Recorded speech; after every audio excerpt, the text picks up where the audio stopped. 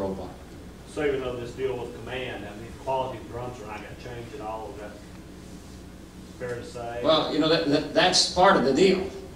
Part of the deal is, you know, we're going to make the drums as we always have made the drums. So, yeah. You know, it's the greatest drum in the world. Sure. Yes. How do the guitars figure into the business? What part of it is, or where do you make them?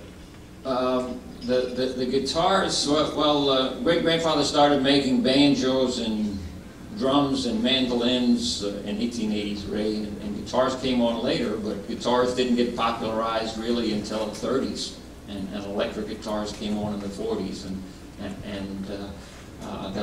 when rock and roll came around, we were making some great electric guitars, and a lot of the sounds of rock and roll were recorded on Gretsch guitars, and I could go on and on about guitars, but this it's a drum evening, right? Chet Atkins and Brian Setzer and George Harrison and Gene Vincent, and the list goes on and on.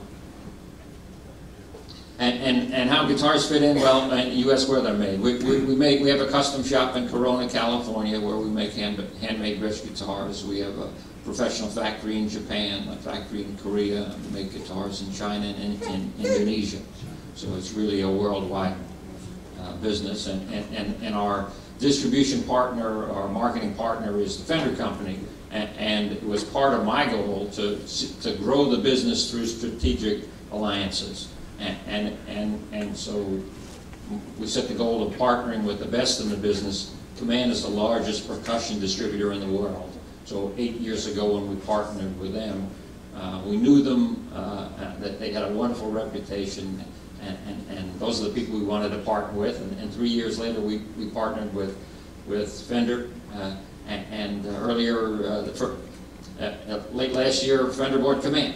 So it's all under one umbrella. I'd like to say a word. Speaking of Command,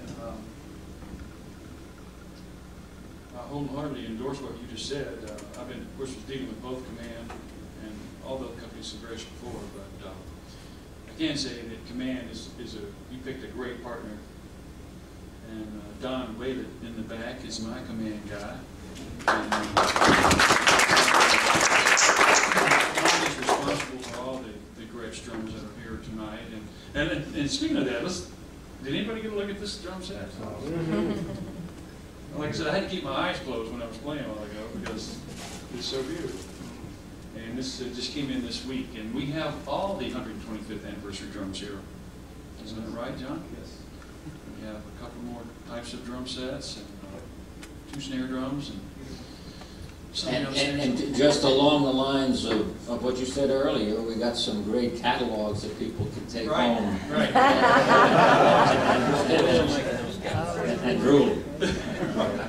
Right. So thanks to Don and Command and John, they do a great job of helping me buy and sell those drums. And some other friends here, Tom Leonardo's a friend of mine. He's an old Gretsch drummer. Ron and Jeff and Ron. And we have a famous person in the crowd tonight. Mr. Hal Holbrook is here tonight. Hal, would you stand up, please? Yes, this is Mr. Hal Holbrook.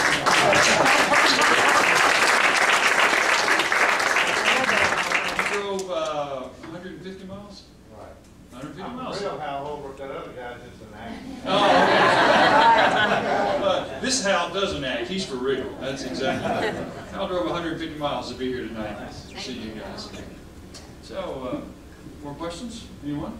How long is there a round badge sticking around for? Well, we bring the round badge in for commemorative anniversary products. So you'll just see it this year, and when we gear up again for another anniversary run, then we'll bring it back. But round badge is such a distinctive heritage, and we just we love it, and we just think it should remain very special. And the round badge was first introduced about 1935 and had a 35-year run up to about 1970, and so it was appeared on those great drums of the 30s and 40s and 50s and 60s. What goes into the decision to change a badge? Is it purely aesthetic, or are you trying to mark an era on the badges? Yeah, it's a combination of all those factors. And you know, in the '70s, Gretsch changed their badge. I mean, you know, when Baldwin had it, there was every 2-3 years there was a new incarnation. So since Mr. Gretsch has reacquired the company in '85, things have been a little more consistent, and we're always looking at options and trying to see what best fits the market. I mean, it really comes down to what we can do to make the product the best it can make and reach the widest audience and an accepted level for the Gretsch purists. And you know, those are a lot of factors considered. And the badge is, you know, it's something that we look at really seriously and consider a lot of options. So it's not an easy answer, and it's a good question. Where did the silver coating on the inside come from? Where did that originate? We'll credit that to Phil Grant. Phil Grant got a degree in percussion and music at the University of Pennsylvania before the Second World War, and fought in the World War, was in the Goldman Band in New York, and my dad hired him right at the end of the war, and so he was in the job that John has now for those many years from 45, 46 up till the early 70s. And so he guided the innovations after the war. So going from a 3-ply drum shell to a 6-ply drum shell, he would have worked with the individual artists on the things that the artist wanted, involved in dialing in that recipe that we talked about. And so when I came to work in the business, he was not only in charge of drum marketing, he also ran the office and wore a lot of hats, as in many businesses, lots of things to do. And so in 1958, got my first paycheck from the Gretsch Company in Brooklyn, working in Phil Grant's office, and I recall that I cleaned out the stationery room in the summer of '58, and there was all kinds of old boxes of old catalogs and that from 1950 and earlier, and old advertising materials. Threw them away, made a lot of room, and got patted on the back. And I chuckle about it now because those catalogs are worth so much money. But it was a good deed in '58. So I wish I had a copy of that paycheck because I'm sure it wasn't much, but it was pretty special. We shared our archives. We did indeed, and you gave me a wonderful picture from 1946 of the Gretsch drums at the trade show in '46 that I didn't have, so I appreciate that very much. And we talked about the 1912 catalog, the oldest catalog I'm aware of, and in 1912 Gretsch had a catalog of musical instruments and accessories that was 184 pages long.